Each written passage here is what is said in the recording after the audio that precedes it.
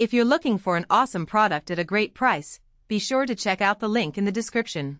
The Democratic Republic of Congo, a nation rich in biodiversity and crucial for global climate stability, is poised on the brink of a dramatic environmental shift. The government's plan to open over half the country, a staggering 124 million hectares encompassing pristine forests and vital gorilla habitats, to oil and gas drilling bids has set shockwaves through the conservation community. This audacious move, encompassing 52 new oil blocks in addition to 3 previously awarded, directly contradicts the DRC's own commitments to biodiversity preservation and climate protection. Experts are sounding the alarm, characterizing the targeted area as the world's worst place to prospect for oil, citing its immense carbon stores and irreplaceable wildlife sanctuaries, including habitats of endangered lowland gorillas and bonobos. A new report by Earth Insight, meticulously detailing spatial mapping and analysis, reveals that a significant 64% of the auctioned land consists of intact tropical forest. This alarming statistic underscores the potential for widespread ecological devastation. The scale of the proposed drilling is truly staggering, impacting not just the delicate ecosystems but also the lives of an estimated 39 million people, many of whom are indigenous communities whose livelihoods are inextricably linked to these forests and rivers. The Cuvette Centrale, the world's largest tropical peatland complex, an area roughly the size of Nepal, teeming with rare wildlife like forest elephants, chimpanzees, and endemic birds, and storing an estimated 30 billion metric tons of carbon, is directly threatened. This vast swampy expanse, a vital carbon sink, is included within the newly designated oil blocks. The irony is palpable. Earlier this year, the government launched the Kivu-Kinshasa Green Corridor Conservation Initiative. However, the report reveals that a shocking 72% of this protected area overlaps with the planned oil blocks, highlighting a jarring disconnect between stated conservation goals and actual policy. This apparent contradiction raises serious questions about the government's commitment to environmental stewardship.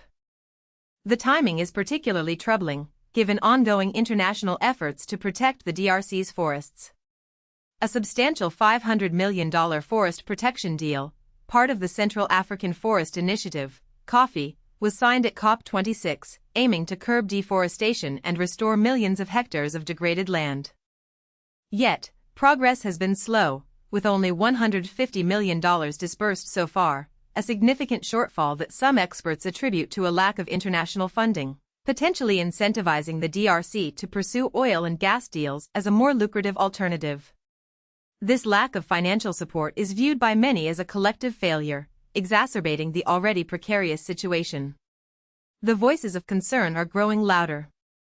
Pascal Mirindi, campaign coordinator for Notre Terre Sans Pétrole, Our Land Without Oil, passionately emphasizes the potential impact on the Congolese population. Imagine 39 million Congolese people, and 64% of our forests could be directly affected.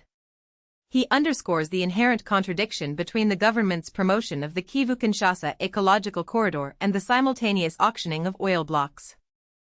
Anna Bebbington, a research manager at Earth Insight, further highlights the devastating consequences of oil and gas development in these fragile ecosystems, predicting catastrophic impacts on biodiversity, community livelihoods, land rights, and the global fight against climate change.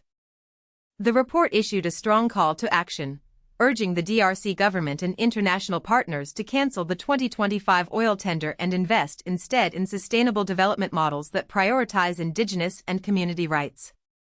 The future of this vital region hangs in the balance, a stark reminder of the complex interplay between economic development, environmental protection, and the rights of local communities. The silence from the DRC government on this matter only serves to amplify the growing concerns surrounding this critical juncture.